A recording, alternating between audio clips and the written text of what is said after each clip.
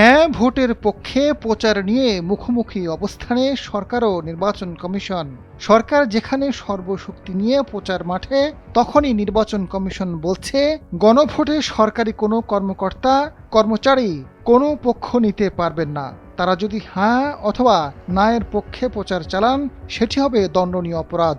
ইসির এই পদক্ষেপে সরকারের উচ্চ মহলে তীব্র অসন্তোষের খবর মিলেছে। সাংবিধানিক সংস্থাটির এমন আকস্মিক পদক্ষেপে হকচকিয়ে গেছে সরকারের কর্তা ব্যক্তিরা।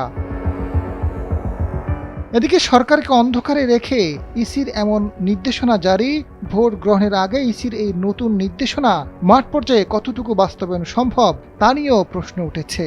কারণ মাঠ পর্যায়ে সরকারের সব কর্মকর্তা হ্যাঁ ভোটের পক্ষে প্রচারে নেমে পড়েছেন। নির্বাচন ও গণভোটের তফসিল ঘোষণার পর থেকেই সরকারের পক্ষ থেকে নানা উপায়ে হ্যাঁ ভোটের পক্ষে প্রচার শুরু হয়েছে।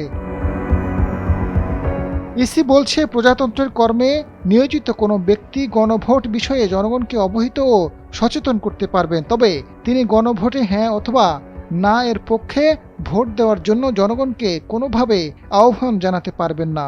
বৃহস্পতিবার সব রিটার্নিং কর্মকর্তাকে দেওয়া চিঠিতে ইসি বলেছে, এ ধরনের কর্মকাণ্ড গণভোটের ফলাফলকে প্রভাবিত করতে পারে, যা গণভোট অধ্যাদেশ 2025-এর ধারা 21 এবং গণপ্রতিনিধিত্ব আদেশ 1972 অনুচ্ছেদ 86 অনুযায়ী দণ্ডনীয় অপরাধ হিসেবে গণ্য হবে। এদিকে প্রধান উপদেষ্টা ডক্টর মোহাম্মদ ইউনূস জাতির উদ্দেশ্যে দেওয়া ভাষণে হ্যাঁ এর পক্ষে ভোট চেয়েছেন। সরকারের পক্ষ থেকে গণভোটের প্রচারের জন্য 140 কোটি টাকা বরাদ্দও দেওয়া হয়েছে। সব দপ্তরের কর্মকর্তা কর্মচারীরা হ্যাঁ ভোটের পক্ষে প্রচারে নেমে পড়েছেন।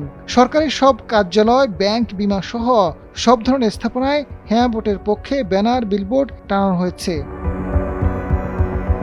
বিষয়টি নিয়ে নির্বাচন কমিশনার রহমানুল মাসুদ দাবি করেছেন, এতদিন যারা প্রচার করেছেন তাদের বিষয়গুলো অপরাধ হিসেবে আমলে নেওয়ার চেয়ে নতুন করে যাতে কেউ প্রচারে না নামে, সেটাই ইসির উদ্দেশ্য। বিষয়টি নিয়ে সরকারের উচ্চ মহলে নানা আলোচনা রয়েছে। প্রয়োজনে ইসির যে আইনে বরাতে নির্দেশনা জারি করেছে, ওই আইন সংশোধন করে নতুন অধ্যাদেশ জারির চিন্তাও রয়েছে।